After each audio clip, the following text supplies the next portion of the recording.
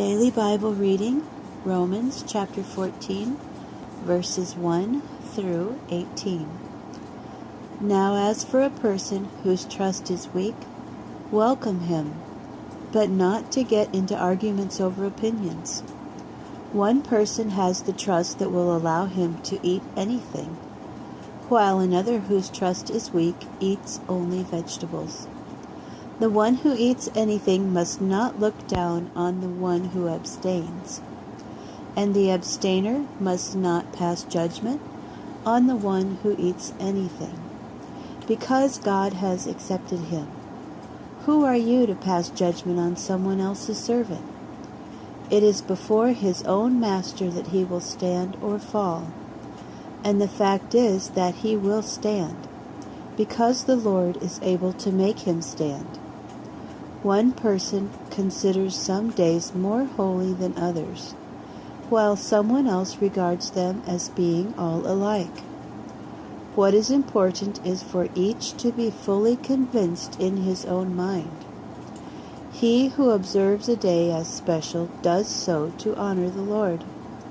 Also, he who eats anything eats to honor the Lord, since he gives thanks to God.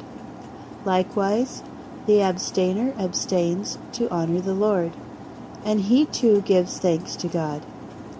For none of us lives only in relation to himself, and none of us dies only in relation to himself.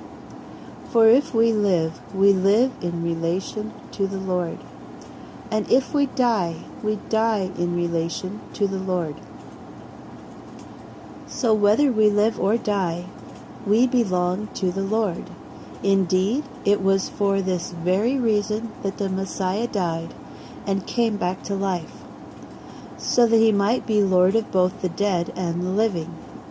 You then, why do you pass judgment on your brother? Or why do you look down on your brother?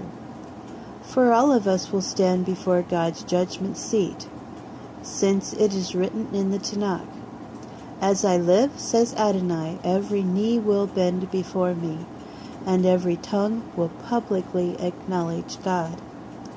So then every one of us will have to give an account of himself to God.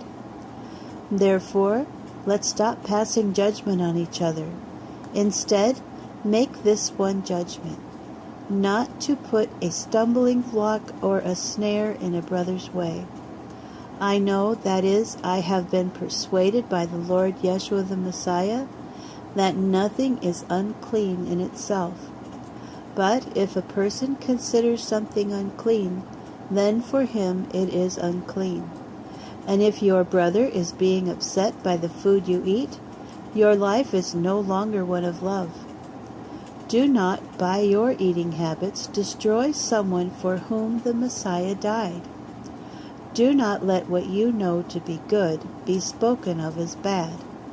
For the kingdom of God is not eating and drinking, but righteousness, shalom, and joy in the Ruach HaKodesh. Anyone who serves the Messiah in this fashion both pleases God and wins the approval of other people.